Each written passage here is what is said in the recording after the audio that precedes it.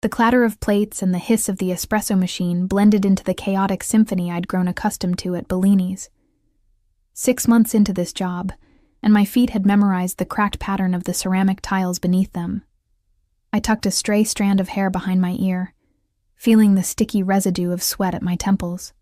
My double shift was entering hour 14, and the weight of exhaustion pressed down on my shoulders like an unwelcome embrace.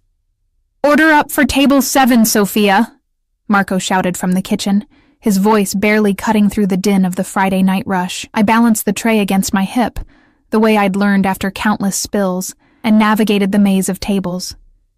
The smell of garlic and red wine sauce clung to my uniform, a scent that would follow me home to my empty studio apartment. Bellini's wasn't much, but it paid just enough to keep the lights on and my student loans at bay. One more year of night classes, and I might finally finish my nursing degree. That thought alone kept me upright on nights like these. "Excuse me, miss? Could I get more water?" A middle-aged man in a business suit gestured at me impatiently, not bothering to look up from his phone. "Right away, sir," I replied, my customer service voice so practiced it felt like it belonged to someone else. I delivered the steaming plates to table 7, a young couple so absorbed in each other they barely acknowledged my existence. Their happiness felt like something viewed through a fogged window, visible, but untouchable. At 27, I'd almost convinced myself I didn't need that kind of connection anymore. Almost. The front door chimed, and I glanced up reflexively. In the dimly lit entrance stood 3 men, their presence immediately altering the atmosphere of the restaurant. The first 2 were tall and broad-shouldered, their eyes scanning the room with mechanical precision. Security. I'd worked in enough upscale restaurants in this city to recognize the look. But it was the third man who stole the oxygen from the room. He stood slightly shorter than his companions, dressed in a charcoal suit that had been tailored to embrace every contour of his frame. His dark hair, salted with gray at the temples, was swept back to reveal a face that seemed carved from something harder than flesh. Sharp cheekbones, a jawline that could cut glass, but it was his eyes that caused my tray to slip slightly in my grip. Deep set and the color of aged whiskey, they moved deliberately across the restaurant as if taking inventory of all he surveyed. Something about him reminded me of the panthers I'd seen at the zoo as a child. Beautiful, but with danger simmering just beneath the surface. "Sophia," Marco hissed from behind me. "That's Vincent Moretti, corner table. Now." My heart stuttered. Everyone in the city knew the Moretti name, though most pretended not to. They owned half the waterfront, several construction companies, and according to whispers, most of the city officials. The legitimate businesses were just the surface. What lurked beneath was the stuff of local legend. I nodded mutely and watched as the host led the 3 men to our most secluded corner table. As I approached with water glasses, I noticed something I hadn't seen before, a small figure trailing behind Moretti. A little girl, no more than 6 or 7, with dark curls cascading down her back, and a blue velvet dress that looked like it cost more than my monthly rent. "Good evening, gentlemen," I said, setting down the water glasses with hands I forced not to tremble. "I'm Sophia. I'll be your server tonight." The 2 security men didn't acknowledge me. Moretti's gaze lifted slowly, his eyes meeting mine with an intensity that made me feel exposed, as if he could read every struggle, every fear, every dream I'd tucked away. "Sophia," he repeated, the Italian pronunciation of my name rolling off his tongue like velvet. Not a question. Not quite a greeting. Something in between. "It's actually Sophia," I corrected before I could stop myself, immediately regretting it as his eyebrow arched slightly. The corner of his mouth twitched, almost a smile, but not quite. "My daughter's name is Sophia as well." He gestured to the little girl who was climbing into the booth beside him. A beautiful name. The little girl looked up at me with eyes identical to her father's, though hers held a childlike innocence his had long ago shed. "Where's the bread?" "Mama always asks for bread first," she declared, with the confidence of someone used to being indulged. A flash of something, pain, anger, crossed Moretti's face so quickly I might have imagined it. "Sophia," he said gently, his voice taking on a softness I wouldn't have thought possible.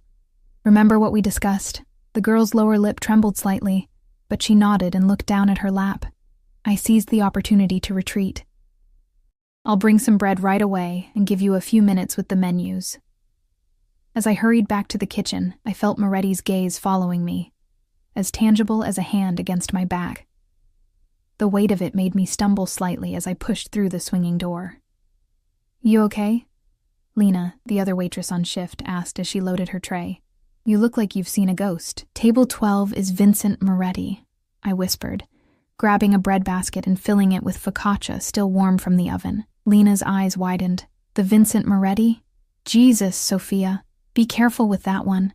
My cousin worked an event at his house once. Said the basement was off limits, and when someone wandered down there by mistake, they never came back to work the next day." "That's just a rumor," I said, though uncertainty threaded through my voice. "Everything about that family is rumors, until it isn't," Lena replied darkly. "Just keep your head down, do your job, and don't make eye contact. Too late for that." I returned to the table with the bread basket and a small dish of olive oil. The little girl, Sophia, brightened immediately. "Can I have butter instead?" she asked, looking up at me with those disarming eyes. "Sophia," her father said, a gentle warning in his tone. "It's no problem at all," I assured him, then turned to the child. "I like butter better too. It'll be our secret." The girl smiled, a gap in her front teeth making her look even younger. As I placed the bread before her, she tugged at the sleeve of my uniform. "When is Mama coming?" she asked innocently. "She's late again."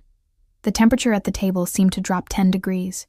The two security men exchanged glances, and Moretti's hand tightened almost imperceptibly around his water glass. "Sophia, enough," he said, his voice low but commanding. "Mama isn't joining us tonight. We've discussed this." The girl's eyes filled with tears, but she bit her lip and nodded, reaching for a piece of bread. I stood frozen, trapped in a moment I had clearly blundered into. Family drama was common in restaurants, couples fighting, teenagers sulking, parents disciplining, but this felt different, dangerous. "I'll get that butter," I said quickly, desperate to escape the tension. As I walked away, I heard the little girl's voice again, quieter now. "But you said Mama was going on a long trip. It's been so long. When is she coming back?" I didn't hear Moretti's response, but something in my chest ached for the child. Working at Bellini's, I'd become adept at reading the stories behind the faces that came and went.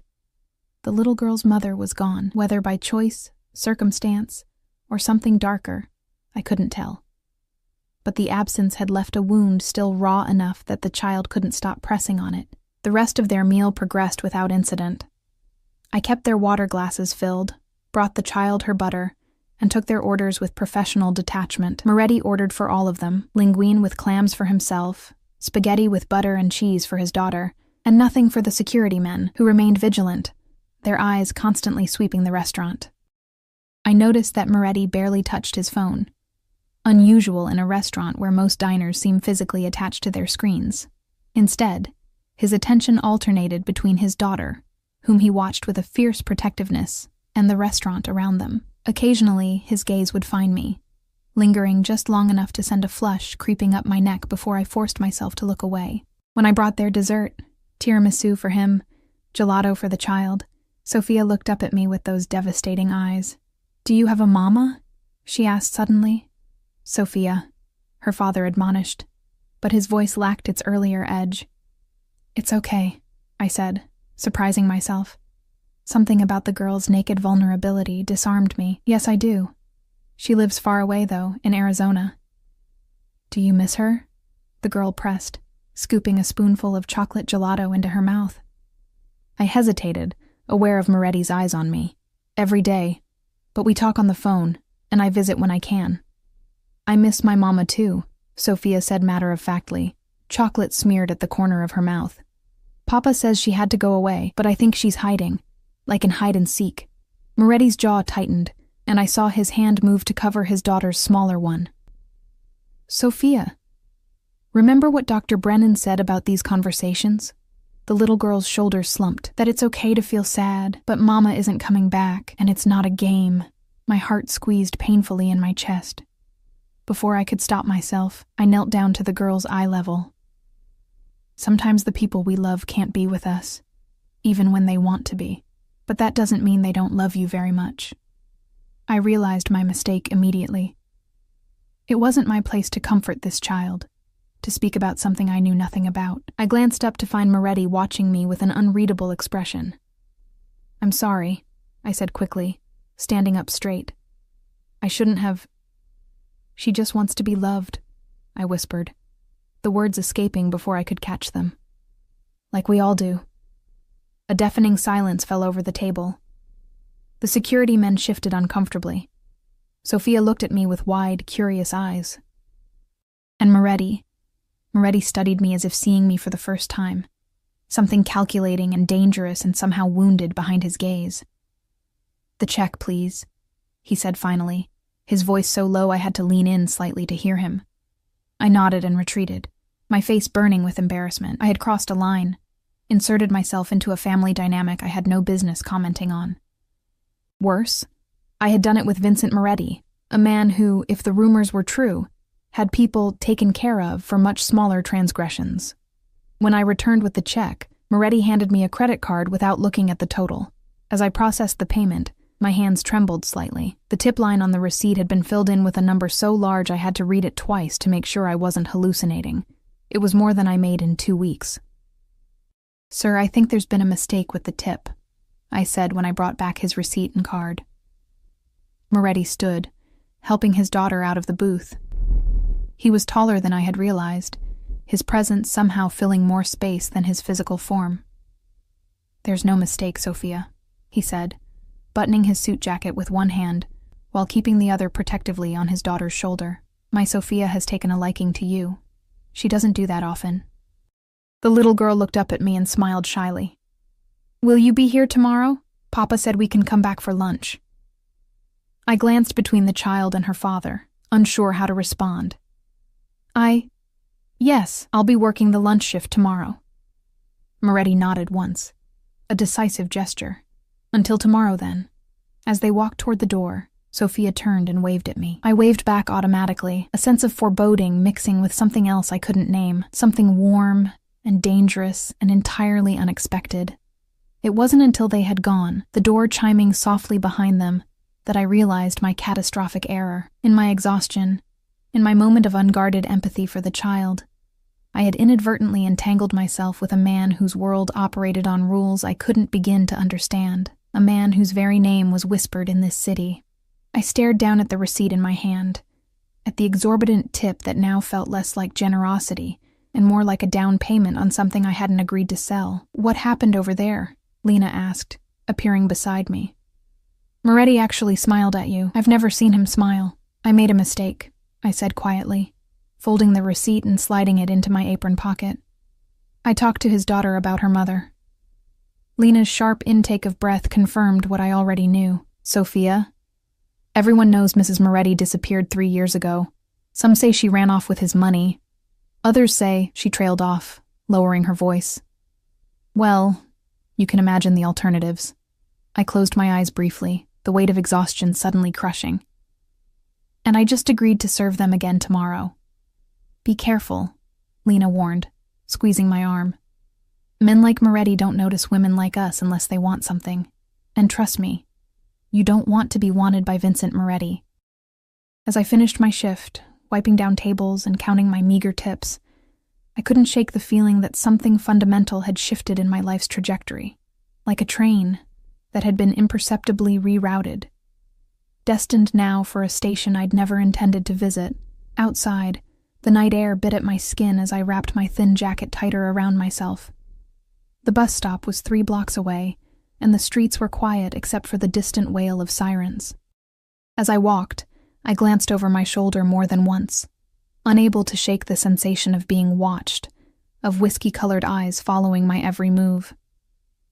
Sleep eluded me that night, my mind replaying the encounter with Vincent Moretti and his daughter like a film stuck on loop.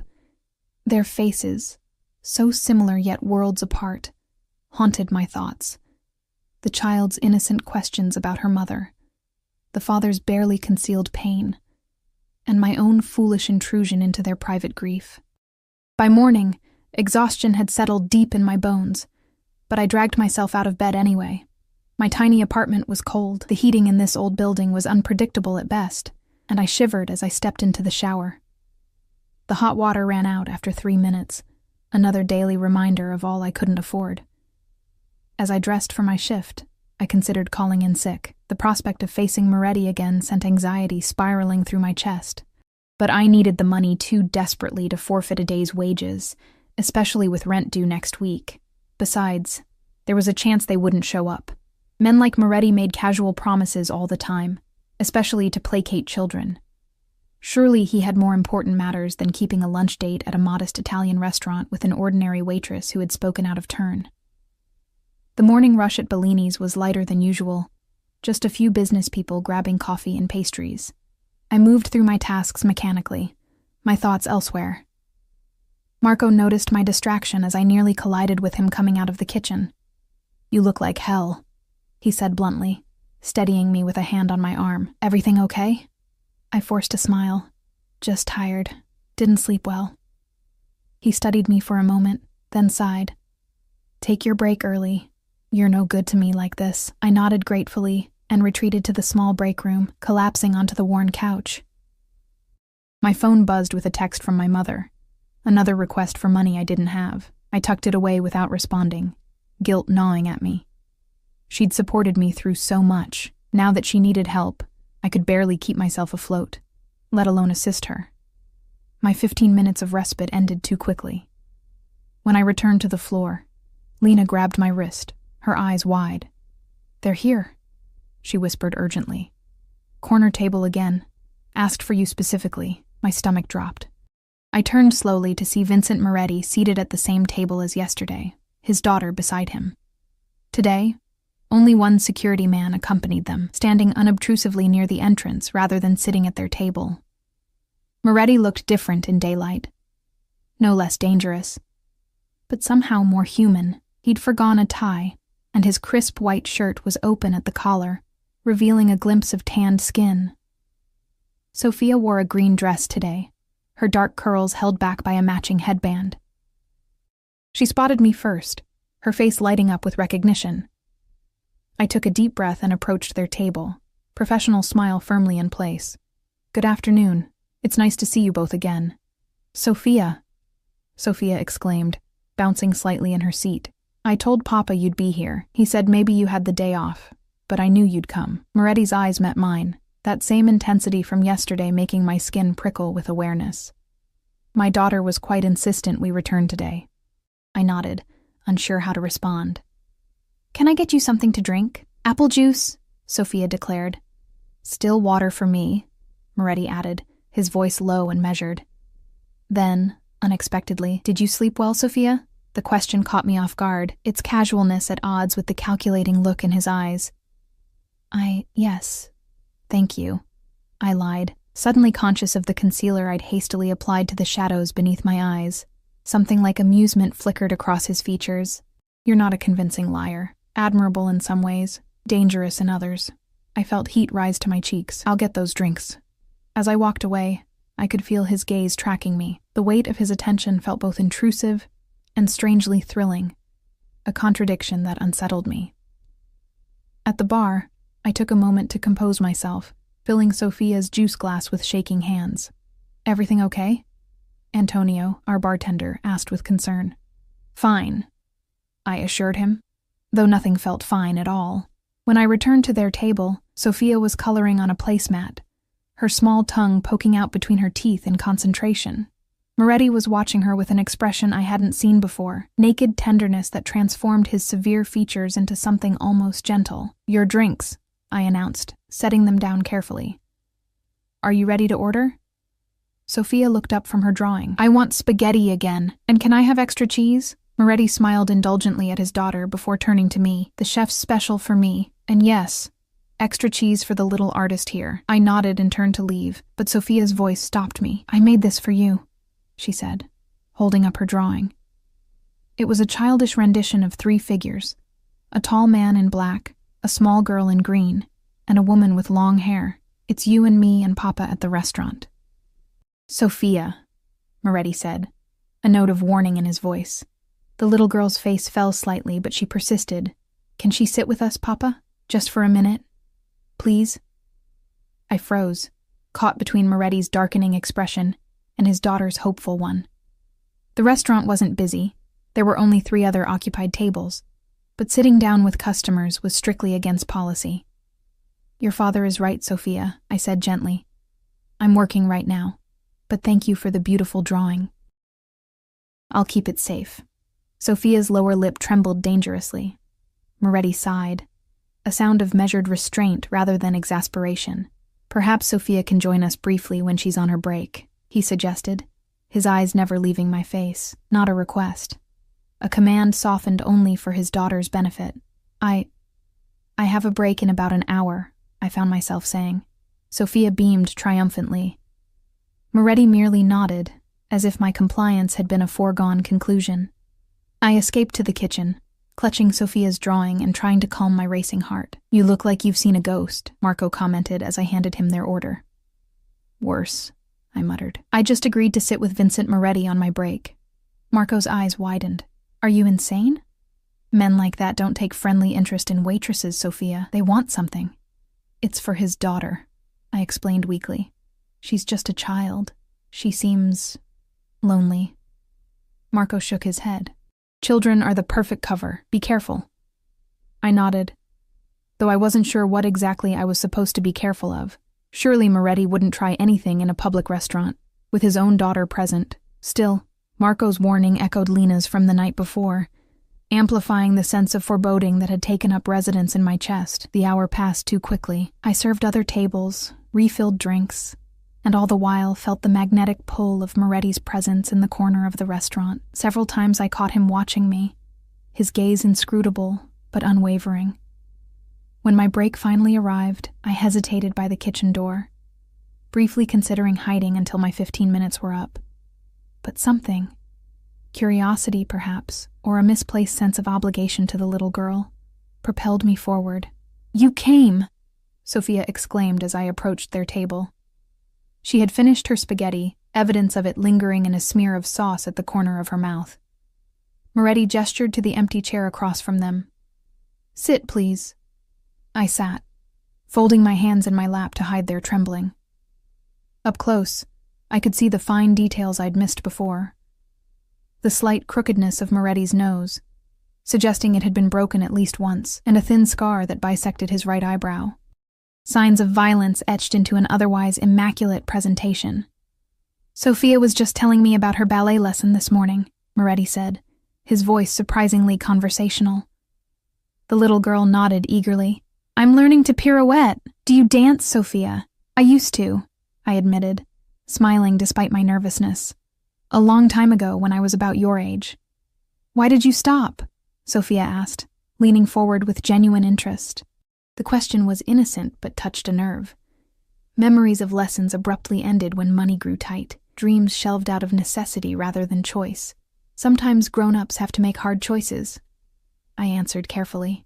Dancing was wonderful, but I needed to focus on other things. Moretti's eyes narrowed slightly, as if he'd detected the subtext beneath my words. "What are you focusing on now, Sophia?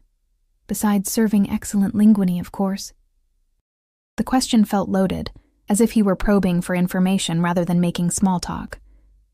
I hesitated, then decided simple truth was safest. "I'm studying nursing, part-time while I work here. A healer," he mused, something unidentifiable flickering in his eyes.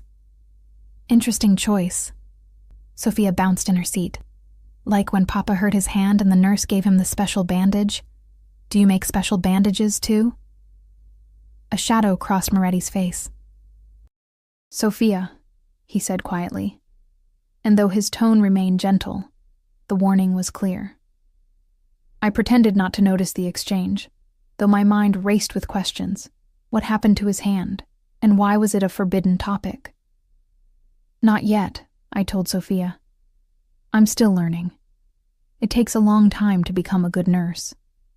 "Papa says anything worth doing takes time," she recited proudly. Then her expression turned solemn, like waiting for Mama. The air at the table suddenly thickened. Moretti's jaw tightened, but before he could speak, I instinctively changed the subject. "Do you have a favorite ballet, Sophia?" I asked quickly. The diversion worked. The little girl launched into an elaborate description of Swan Lake, complete with dramatic arm movements that nearly knocked over her water glass. Moretti reached out to steady it, his fingers brushing against mine as I moved to do the same. The brief contact sent an electric current up my arm, and I withdrew my hand as if burned.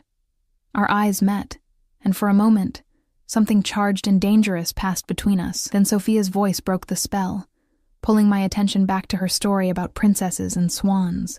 My break ended too soon. As I stood to leave, Sophia grabbed my hand. "Will you be here tomorrow?" she asked, hope shining in her eyes. Before I could respond, Moretti interjected. "Unfortunately, we have other plans tomorrow, Tesoro." He turned to me, expression unreadable. "But perhaps you could join us for dinner at my home this weekend, Sunday.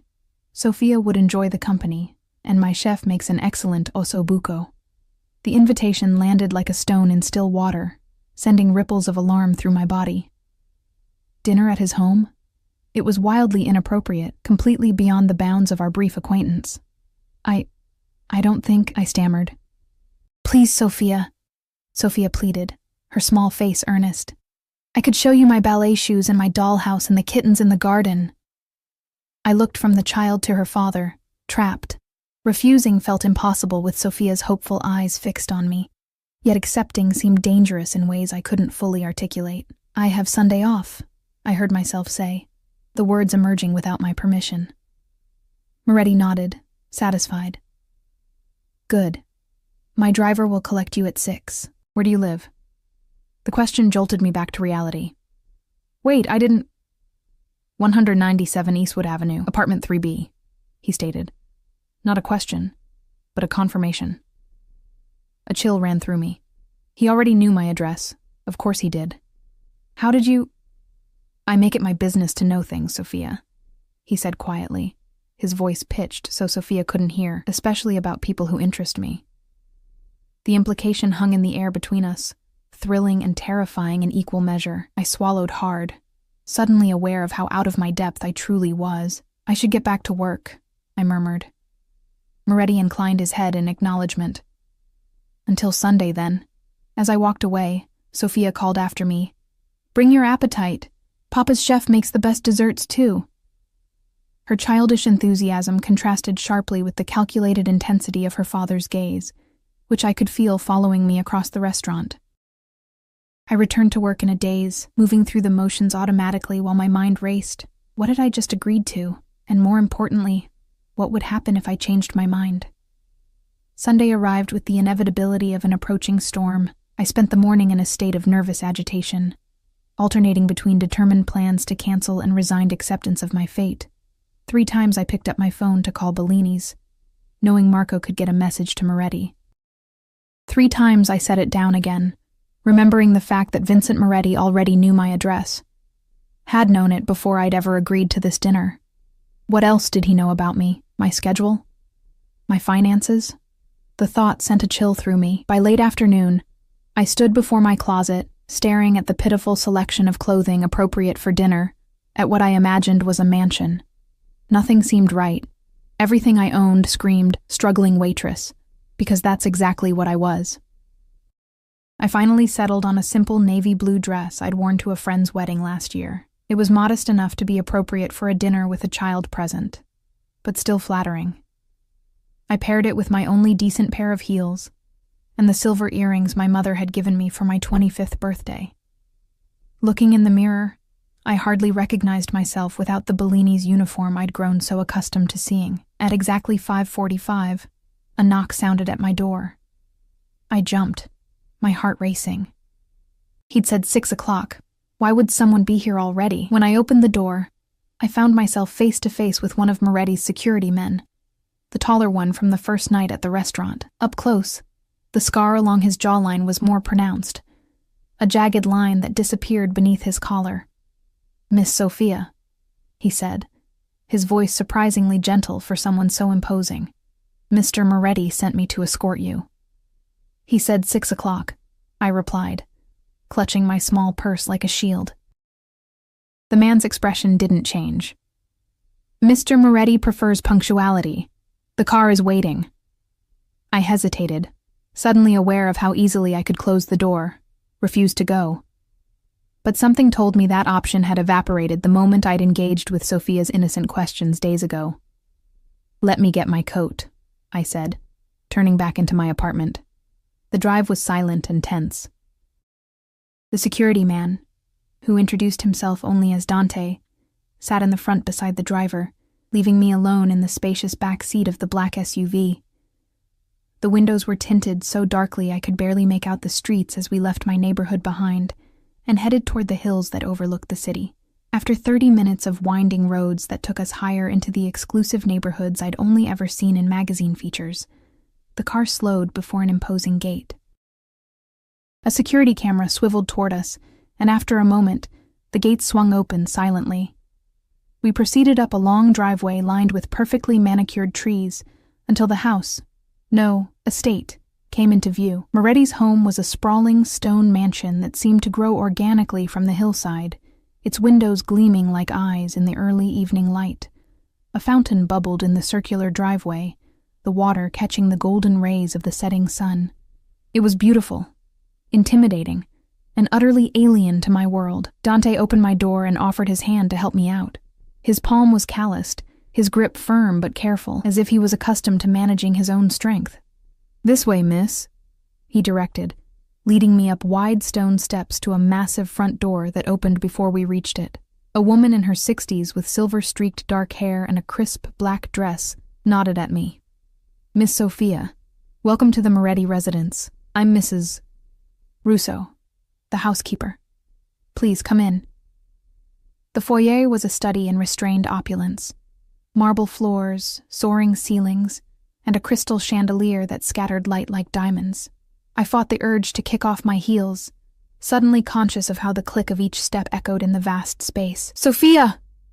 Sophia's voice rang out, followed by the pattering of small feet. She appeared at the top of a grand staircase, still in her ballet clothes, a pink leotard and tutu, her hair escaping from what had once been a neat bun. "You came. Papa said you might change your mind." Before I could respond, she flew down the stairs and wrapped her arms around my waist. The unexpected affection startled me, but I returned the hug, oddly touched by her enthusiasm. "Sophia," a voice called from above. "What did we discuss about running in the house?" Vincent Moretti descended the staircase with unhurried grace, each step deliberate. Unlike at the restaurant, where his presence had been commanding but contained, here he seemed to expand, filling the space with an authority that came from absolute ownership. He wore charcoal slacks and a crisp white shirt, the sleeves rolled to reveal strong forearms, more casual than I'd seen him before, yet somehow no less intimidating. "But Papa, Sophia's here," Sophia protested, still clinging to me. Moretti's eyes met mine over his daughter's head. "So, I see. Welcome to our home, Sophia." There was something in the way he said, "our home," that sent a shiver down my spine. A subtle emphasis that suggested territories and boundaries I was only beginning to comprehend. "Thank you for inviting me," I replied. Grateful, my voice remained steady. "Sophia, go change for dinner," he instructed his daughter. "Maria is waiting to help you." The little girl pouted but released me. "Will you see my room later, Sophia? And meet my kittens?" "If your father says it's all right," I answered carefully. Sophia beamed and raced back up the stairs, apparently exempt from the no-running rule when retreating. Once she was gone, the atmosphere shifted.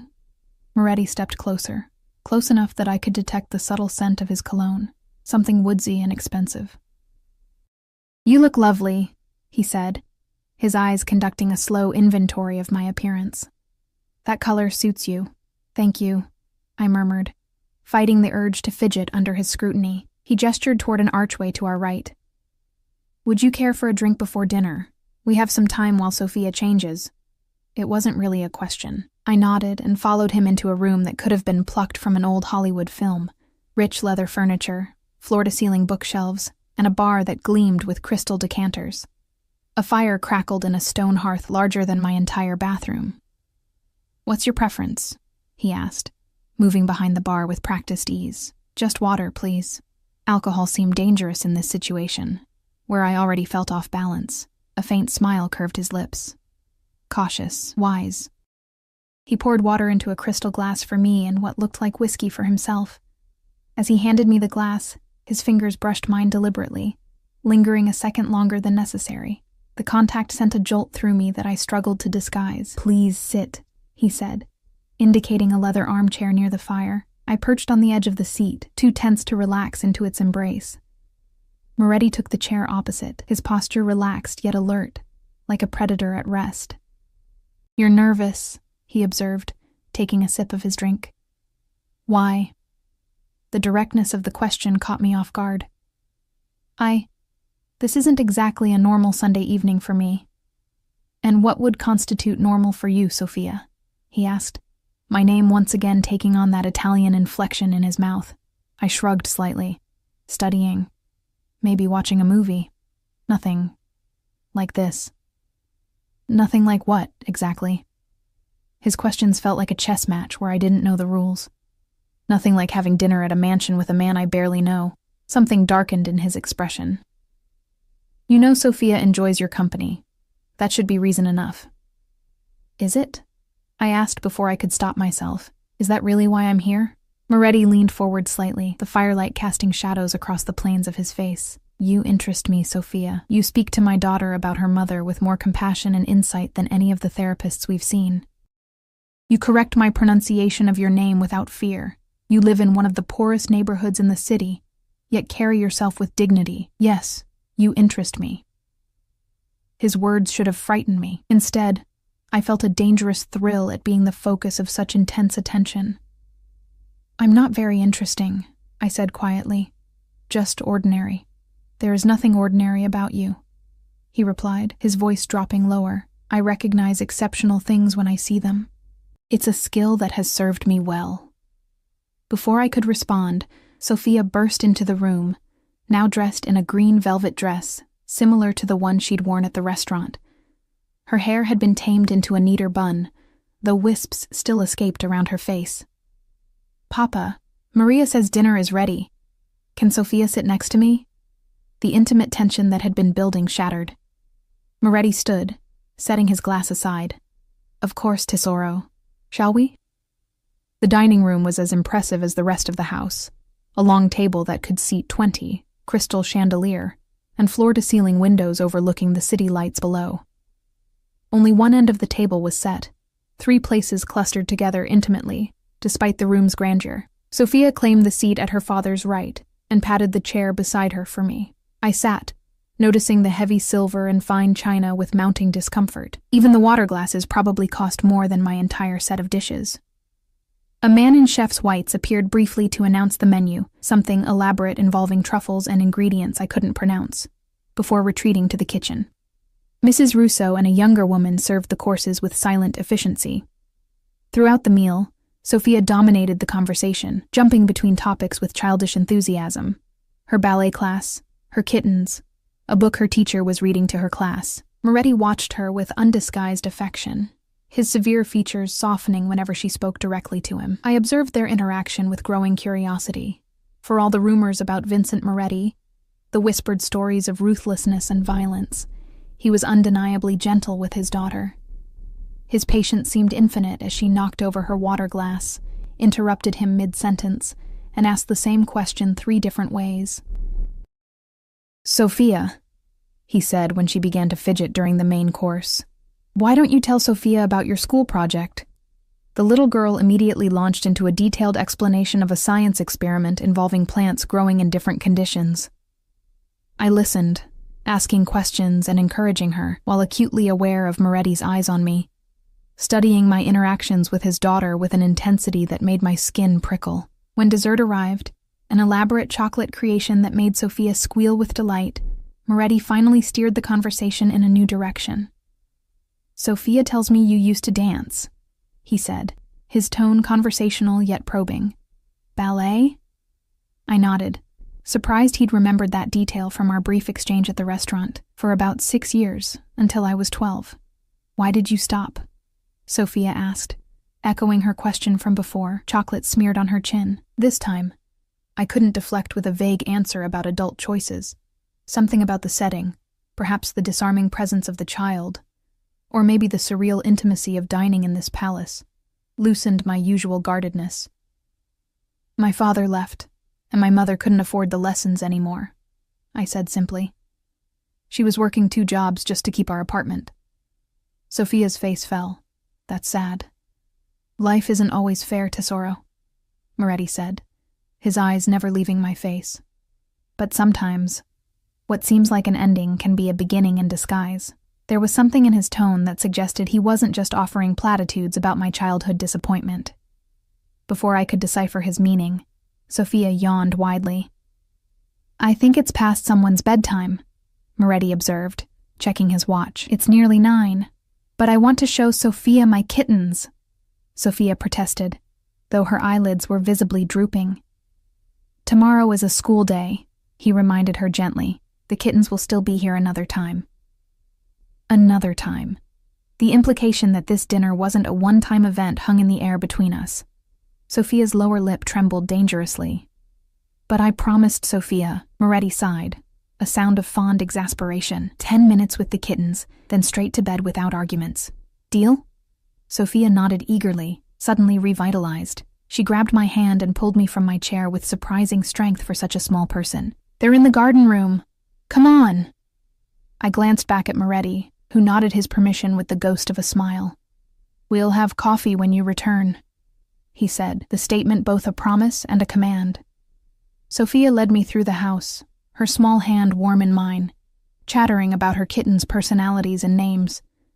The garden room turned out to be a solarium at the back of the house, filled with lush plants and comfortable furniture. In one corner, a plush cat bed held 3 tiny kittens, all black, except for white markings on their paws and faces. This is Midnight, and this is Shadow, and this is Ghost, Sophia introduced them proudly. Papa got them for my birthday last month. They're brothers. I knelt beside the cat bed, gently stroking one of the kittens. It mewed softly and batted at my fingers with velvet paws. They're beautiful, I told her honestly. Sophia beamed, carefully picking up the smallest kitten and cradling it against her chest. This one's my favorite, but don't tell the others. Mama loved cats too. Papa says that's why she sent these to me for my birthday. I froze, my hand still on one of the kittens. Your mama sent them? Sophia nodded solemnly. Papa says Mama can't be here, but she sends me presents sometimes. For my birthday and Christmas. Do you think that's true? The innocent question pierced my heart. I glanced toward the doorway, half expecting to find Moretti listening, but we were alone. I think, I said carefully, that your papa wants you to know how much your mama loves you, even if she can't be here. Sophia considered this, her small face serious. I don't really remember her anymore. Just her smell, like flowers after rain. She yawned again, wider this time. Papa has a picture of her in his study, but I'm not allowed in there. Before I could respond to this revelation, Mrs. Russo appeared in the doorway. Miss Sophia, it's time for bed. You can see the kittens tomorrow after school.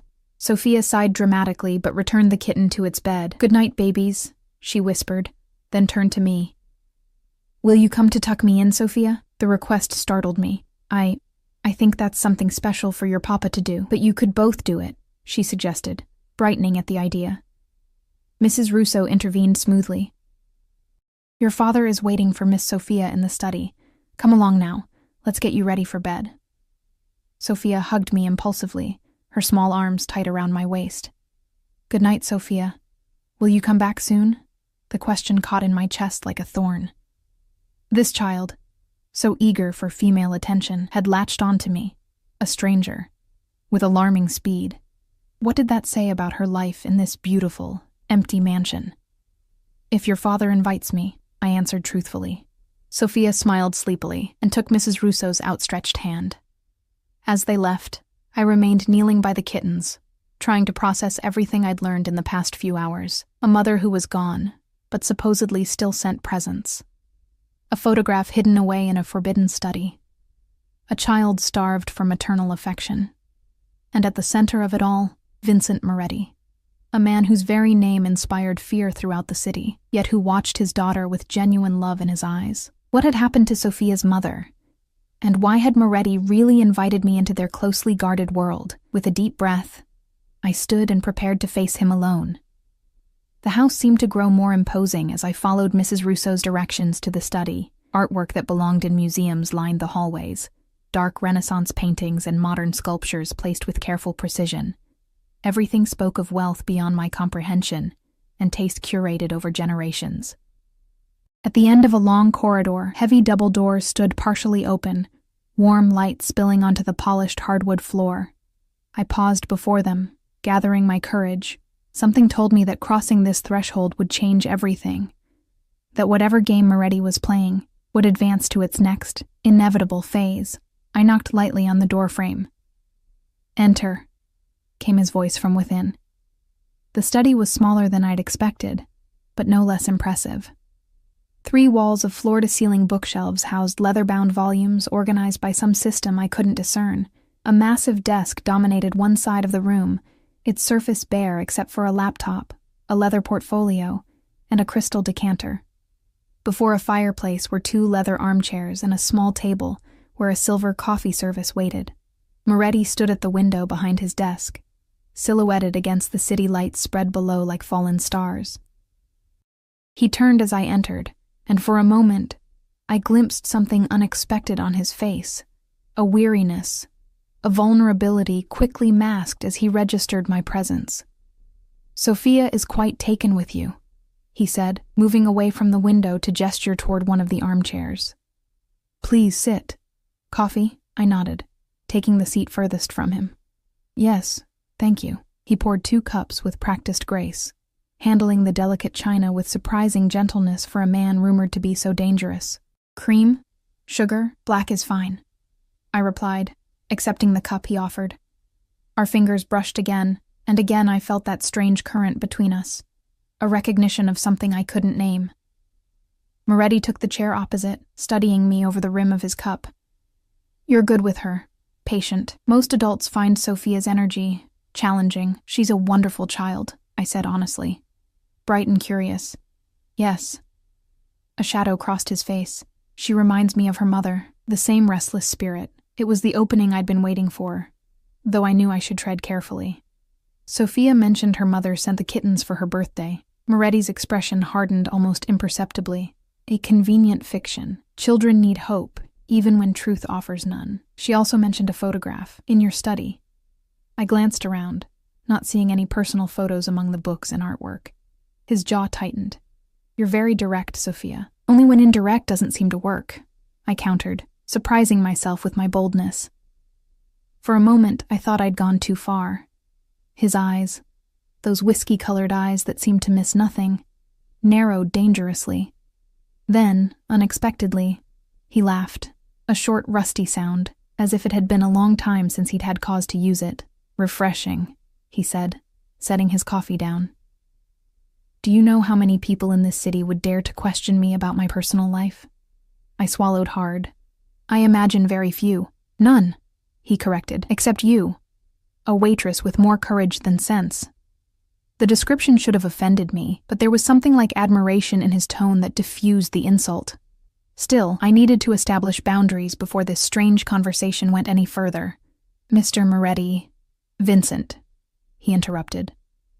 "In my home, with my daughter introducing you to her kittens, I think we've moved beyond formalities." I hesitated, then nodded. "Vincent, I appreciate your hospitality, but I'm confused about why I'm here, why you've taken an interest in me. I'm nobody special." He leaned forward slightly, his gaze intensifying. "That's where you're wrong, Sophia. From the moment you knelt beside my daughter and spoke to her about her mother with such understanding, I knew you were exceptional." "I just said what anyone would say to a child missing her mother," I protested. "No," he said firmly. "What you said came from experience. From knowing loss, from understanding the hole a mother's absence leaves behind." He paused, watching my reaction. "Am I wrong?" I looked away, uncomfortable with his perception. "My mother isn't dead. She's in Arizona. But she was absent when you needed her most," he said, not a question, but a statement. "When your father left, when you had to give up dancing," my head snapped up. "I never said she was absent. You didn't have to." Vincent rose and moved to a bookshelf behind his desk. He pressed something I couldn't see, and a section of the shelf slid aside, revealing a small wall safe. He entered a combination, opened it, and withdrew a silver frame. For a long moment, he looked down at whatever photograph it contained, his expression unreadable. Then he crossed to where I sat and handed it to me. The woman in the photo was breathtaking. Dark curls similar to Sophia's framed a heart-shaped face. Her smile was radiant, lighting up eyes the exact shade of her daughter's. She was captured mid-laugh on what appeared to be a yacht, the wind blowing her hair, her hand reaching toward whoever was taking the picture. "Adelina," Vincent said, the name like a prayer on his lips. "Sophia's mother. My wife." I traced the edge of the frame with my fingertip, struck by the joy in the woman's face. "She's beautiful. Sophia has her smile." "Yes?" He reclaimed the photograph, his thumb brushing over the woman's face with tender reverence before returning it to the safe. "That was taken 3 months before she disappeared." The word hung in the air between us. Not died, disappeared. "What happened to her?" I asked quietly. Vincent returned to his chair, but his posture had changed, tension coiled beneath the surface of his controlled exterior. "That depends on who you ask. The police believe she ran away with a considerable amount of my money and a man she'd been seeing. Her parents believe I killed her in a jealous rage. My enemies spread their own theories, each more lurid than the last." "And what do you believe?" I pressed, unable to stop myself. His eyes met mine, and in them I saw a pain so raw it took my breath away. "I believe my wife was taken from us. And I believe whoever took her wanted to destroy me through her." The implication sent a chill down my spine. "You think she's dead? I know she is," he said with grim certainty. "Adelina would never willingly abandon Sophia. Never." I set my coffee cup down, my hands suddenly unsteady. "I'm sorry, truly. But I still don't understand what this has to do with me."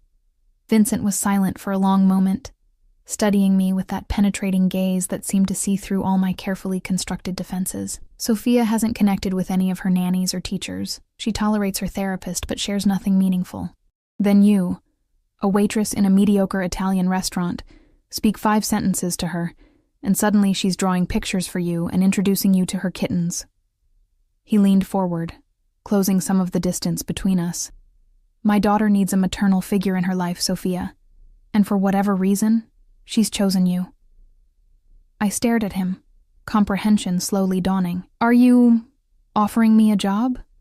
"I'm offering you an opportunity," he corrected, "to finish your nursing degree without financial strain, to move out of that apartment with the broken heating and unreliable plumbing, to make a difference in the life of a child who needs you."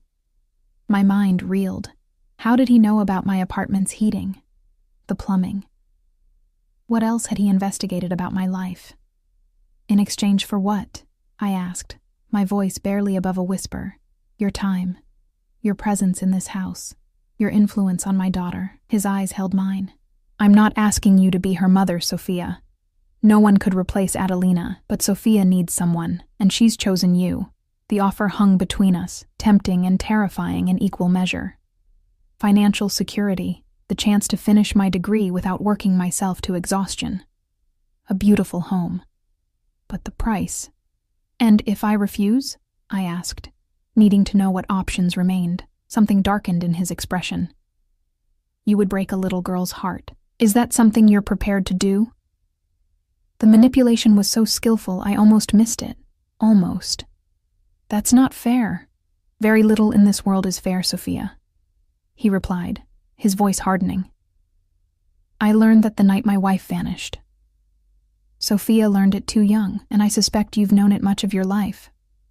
I stood abruptly, needing distance from his intensity, from the gravitational pull he seemed to exert. "I need to think about this. It's a lot to process." Vincent remained seated, watching me pace toward the fireplace. "Of course. I wouldn't expect an immediate decision on something that would change your life so completely." I turned to face him, wrapping my arms around myself. How would this even work? Would I live here? Would I still work at Bellini's? What exactly are you asking of me? He rose then, moving to stand before me with fluid grace. Up close, I could see the fine lines at the corners of his eyes. Evidence that beneath the power and danger, he was simply a man, albeit one who operated in a world I could barely comprehend. You would have your own suite of rooms in the East Wing. Private entrance, if you wish. A car at your disposal, full tuition for your nursing program, plus a stipend generous enough that working at that restaurant would become unnecessary. His voice softened slightly. In return, you would spend time with Sophia daily, help with her homework, attend her ballet recitals, be present at dinner most evenings. Essentially, you would become part of our household. And what about you? I asked, the question slipping out before I could consider its implications. His eyebrow arched. What about me, Sophia? Heat rushed to my cheeks. I meant, what would be expected regarding our interaction? A smile played at the corners of his mouth, knowing and dangerous. Nothing you don't freely offer. I'm not in the habit of coercing women, despite what rumors may suggest. Something in his tone made my pulse quicken. There was attraction there, undeniably. A current that had been present since that first night at the restaurant. But was it genuine, or simply another tool in his arsenal of manipulation? I should go, I said, suddenly feeling the walls closing in. It's getting late, and I have an early shift tomorrow. Vincent nodded, accepting my retreat with grace. My driver will take you home whenever you're ready. But first, he crossed to his desk and retrieved a small card from a drawer, my private number. When you've made your decision, call me directly, not through the restaurant or any intermediary. I took the card, our fingers brushing once more. This time, he deliberately prolonged the contact, his thumb tracing a small circle on the inside of my wrist. The intimacy of the gesture sent a shiver through me that I couldn't disguise. 1 week, Sophia, he said quietly. I'll give you that long to decide. After that, I'll need to make other arrangements for Sophia. Another deadline, another pressure point applied with expert precision. I slipped the card into my purse without looking at it, knowing I would obsess over this decision for every minute of the 7 days he'd granted me. I understand, I said, moving toward the door. Thank you for dinner, and please tell Sophia I enjoyed meeting her kittens. Vincent followed me to the door, reaching past me to open it. The movement brought him close enough that I could feel the heat of his body, smell the subtle cologne that seemed an intrinsic part of him now in my mind. You surprise me, Sophia, he said, his voice low enough that only I could hear. Most people in your position would have jumped at this opportunity without a second thought. I met his gaze directly. Maybe I'm not most people. Something like approval flickered in his eyes. No, you're certainly not. The drive back to my apartment was a blur of conflicting emotions. Dante remained silent in the front seat, though occasionally I caught him watching me in the rearview mirror, his expression unreadable. When we finally pulled up outside my building, he got out to open my door, then handed me a sleek black phone I'd never seen before. Mr. Moretti thought you might need this, he said, his voice surprisingly gentle. It's secure. His number is the only one programmed in it. I stared at the device in my palm. I have a phone. Dante's scarred face remained impassive. This one won't be monitored by anyone else. The implication sent a chill through me. My regular phone might be compromised. Who would be listening? The police? Moretti's enemies? Moretti himself? Thank you, I said finally, slipping the phone into my purse alongside the card with his number. Dante nodded once. He doesn't extend these invitations lightly, miss. Not anymore. Not since Mrs. Moretti. Before I could respond to this unexpected confidence, he returned to the car and drove away, leaving me standing on the cracked sidewalk outside my building, clutching my purse with its dangerous new contents. Inside my apartment, I kicked off my heels and sank onto my worn couch, mind racing. The evening replayed in fragments. Sophia's eager face as she introduced me to her kittens, the photograph of Adelina, radiant and alive. Vincent's eyes as he spoke of his wife's disappearance, grief and rage so tightly controlled they seemed to vibrate beneath his skin. And beneath it all, a current of attraction I couldn't deny, couldn't rationalize away as mere manipulation or Stockholm syndrome. I withdrew the black phone from my purse and stared at it. One button would connect me directly to Vincent Moretti, a man who, by his own oblique admission, operated outside the law. A man whose wife had vanished under circumstances mysterious enough that multiple theories circulated about her fate. A man who had researched my life thoroughly enough to know about my building's faulty heating. A man who was offering me everything I'd ever wanted, wrapped in silk and tied with strings I couldn't yet see. I set the phone on my coffee table and stared at it, feeling as though I stood at a crossroads. One path leading back to my struggling but simple life, the other into darkness I couldn't begin to fathom.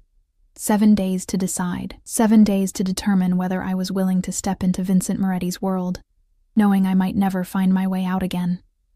For 6 days, I carried both phones everywhere, my old one for normal life, the black one a constant, heavy presence in my purse. I worked my shifts at Bellini's, attended my nursing classes, and went through the motions of my regular life, while my mind remained firmly ensnared in the Moretti mansion on the hill. Lena noticed my distraction during our shared shift on Thursday. "Earth to Sophia," she said, snapping her fingers before my face as I stared blankly at the espresso machine. "What's going on with you? You've been a zombie all week." I forced a smile. "Just tired. Finals coming up." She studied me, unconvinced. "This wouldn't have anything to do with a certain dinner you had on Sunday, would it?" News traveled fast in our small world. "How did you—" "Marco saw Moretti's car pick you up." She lowered her voice. "Sophia, what are you doing? Getting involved with someone like him is dangerous." "It's not like that," I protested. "It's about his daughter." Lena's eyebrows shot up. "His daughter? The one whose mother mysteriously vanished?"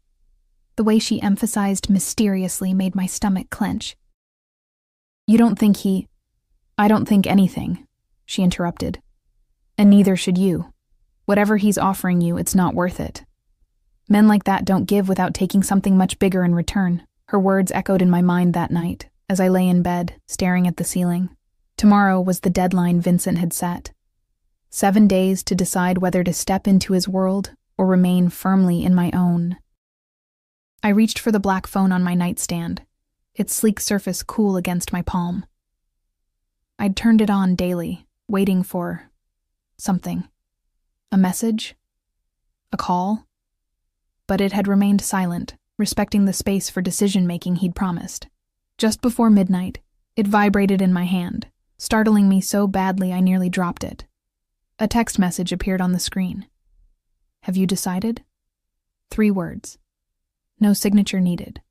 My heart raced as I stared at them, knowing he was somewhere in his mansion, perhaps in that study with its hidden photograph, waiting for my response.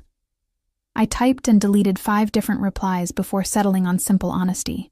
"I'm afraid." The response came almost immediately. Of me, I considered the question carefully. Was I afraid of Vincent Moretti himself? Of the world he inhabited? Or was I more afraid of the part of myself that had been drawn to him from that first night? The part that responded to his intensity with a matching fire of my own? Of everything this would mean for both of us. The typing indicator appeared and disappeared several times, as if he too was struggling to find the right words. Finally, "My car will be outside your building at 10 a.m. tomorrow. If you're in it, we'll discuss terms that address your concerns. If not, we'll never speak of this again." The ultimatum hung in the digital space between us. I set the phone down without responding, knowing he didn't expect one. Vincent Moretti was a man accustomed to making offers that were either accepted completely or rejected outright. No negotiation. No middle ground. Sleep eluded me that night. I tossed and turned, playing out scenarios in my mind. What if I said yes? What if I said no? What would become of Sophia if I refused? What would become of me if I accepted? Dawn broke without answers, pale light filtering through my thin curtains. I showered and dressed mechanically, choosing a simple blue sweater and jeans, clothes that belonged to my world, not his. If I was going to cross this threshold, I would do it as myself, not as someone playing a part. At 9:55, I stood at my window looking down at the street. The black SUV was already there, Dante leaning against its side, smoking a cigarette. 5 minutes early, just like the night of the dinner, punctuality as a form of control. I picked up both phones, hesitating over which to bring. After a moment's consideration, I tucked both into my purse. Whatever I decided, I wouldn't abandon my old life completely. Not yet. The air outside was crisp, autumn finally asserting itself after a lingering summer. Dante straightened as I approached, extinguishing his cigarette under his heel. "Miss Sophia." He greeted me, no surprise in his voice. Had he been so certain I would come? "I haven't decided yet," I said, needing to establish that fact immediately. "I'm just talking, negotiating." A flicker of something, amusement, respect, crossed his scarred face. "Mr. Moretti doesn't typically negotiate." "Then this will be new for him," I replied, a boldness in my voice I didn't entirely feel. Dante opened the car door, and I slid into the back seat, expecting to find it empty as before. Instead, Vincent Moretti himself sat there, impeccable in a gray suit, his eyes meeting mine with an intensity that stole my breath. "Sophia," he said, my name a caress in his accented voice. "You came." "To talk," I clarified, suddenly hyper-aware of the confined space we shared. "I haven't agreed to anything," Vincent nodded, "accepting this boundary. Of course. Thank you for giving me the opportunity to address your concerns." As the car pulled away from my building, I noticed we weren't heading toward the hills and his mansion. "Where are we going?" "Somewhere neutral," he replied. "I thought it might make you more comfortable." The consideration surprised me. We rode in silence for several minutes, the city passing by outside the tinted windows. Finally, the car stopped at a small park overlooking the harbor, one I recognized as being recently renovated after years of neglect. "Shall we walk?" Vincent suggested, gesturing toward a winding path that followed the waterfront. I nodded, and Dante opened my door. As we stepped onto the path, I noticed him following at a discreet distance, his vigilant eyes scanning our surroundings constantly. "This park was abandoned for decades," Vincent said as we walked. "A waste of prime real estate and a beautiful view, until the mysterious donor funded its renovation," I finished. The project had been in the local news, an anonymous benefactor providing millions to transform the neglected space into a community oasis. Vincent smiled slightly, not so mysterious to some. "It was you," I realized. "Why anonymously?" He shrugged, an elegant movement of his shoulders. "Not everything needs to have my name attached to it. Some good works are better done quietly." We reached a secluded bench overlooking the water. Vincent gestured for me to sit, then joined me, maintaining a respectful distance between us. "Your concerns, Sophia, tell me." I took a deep breath, organizing my thoughts. First, what exactly would my role be with Sophia? I'm not a nanny or a teacher or a therapist. "You would be her friend," he said simply. "A female presence she trusts. Someone who can help her navigate the challenges of growing up without a mother." He paused, his gaze shifting to the harbor. "Sophia has wealth, privilege, protection, everything except what she needs most. A mother's love," I finished softly. "Something approximating it," he corrected. "I've been clear from the beginning. I don't expect you to replace Adelina. That would be impossible and unfair to ask." I nodded, understanding the distinction. "And my nursing degree? Fully funded, including any advanced certifications you might wish to pursue afterward. Your academic schedule would take priority over your responsibilities to Sophia." The generosity of the offer was overwhelming. "Why me? Surely there are people better qualified." "Sophia chose you," he interrupted. "Children have instincts adults often lack. She saw something in you that she needs." His eyes met mine. As did I. Heat bloomed in my cheeks at the implication. "And that brings me to my most important question. What do you expect from me, Vincent, beyond my relationship with Sophia?" He was silent for a long moment, his gaze intense but unreadable. "Honesty, loyalty, discretion." He leaned slightly closer. "What happens between us beyond that would be a matter of mutual desire, not obligation or expectation." My heart raced at his proximity, at the undercurrent in his words. "Your world is dangerous. I'd be putting myself at risk just by association." "Yes," he admitted without hesitation. "I won't insult your intelligence by pretending otherwise. My business activities are complex. But within my home, within my protection, you would be safe. From everyone except you, I said quietly. Something flashed in his eyes, hurt, perhaps, or anger at the implication. I have never harmed a woman in my life, Sophia, despite what rumors may suggest. And Adelina? I asked, the question I'd been holding back all week finally emerging. What really happened to her? Vincent's jaw tightened, pain etching itself into the lines of his face. She was taken by the Donato family. A message to me about territorial disputes. His voice dropped to a near whisper. By the time I found her, it was too late. The raw grief in his voice couldn't be manufactured. Whatever had happened to his wife, the loss had scarred him deeply. I'm sorry, I said softly, instinctively reaching out to cover his hand with mine. The touch seemed to surprise both of us. For a moment we sat in silence, my smaller hand resting atop his larger one, the connection between us undeniable and frightening in its intensity. If I agree, I said finally, withdrawing my hand, I would need certain guarantees. My independence, my freedom to leave if things become complicated, protection from your enemies and your business. Vincent nodded slowly. All reasonable requests. I can provide written assurances if you wish. I almost laughed at the absurdity. What good would a contract be with a man who operated outside the law? Yet the offer itself showed respect for my concerns. I don't need papers, I said. I need your word. As Sophia's father, something shifted in his expression. Approval, perhaps, that I'd found the one aspect of his identity he held sacred. You have it. On my daughter's happiness, I swear you will be free to leave at any time, with financial security intact, should you choose to do so. The breeze off the water carried the scent of salt and possibility.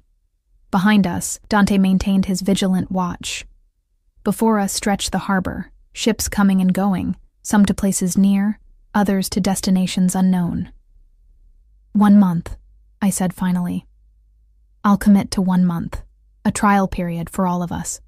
If it works for Sophia, for you, for me, then we can discuss a longer arrangement. Vincent's eyes brightened with something that might have been hope. Agreed. Must. He extended his hand, and I took it, a formal handshake to seal an agreement that was anything but ordinary. His fingers closed around mine, warm and strong, and I knew in that moment that my life had irrevocably changed course. When would you like me to start? I asked. Our hands still joined between us. Vincent smiled. A real smile that transformed his severe features into something startlingly handsome. Sophia has a ballet recital tomorrow afternoon. I think she would be very happy to see you in the audience. As we walked back to the car, the morning sun warmed my face. Behind us, our footprints left parallel tracks in the damp earth of the path, separate but aligned, heading in the same direction. For better or worse, I had stepped into Vincent Moretti's world. What awaited me there, danger or redemption, heartbreak or healing, remained to be seen. But for the first time in years, I felt something I'd almost forgotten. The electric thrill of possibility, of a future unwritten but full of promise. A future that somehow, improbably, now included a dangerous man with whiskey-colored eyes and the little girl who had claimed my heart with 5 simple words. She just wants to be loved.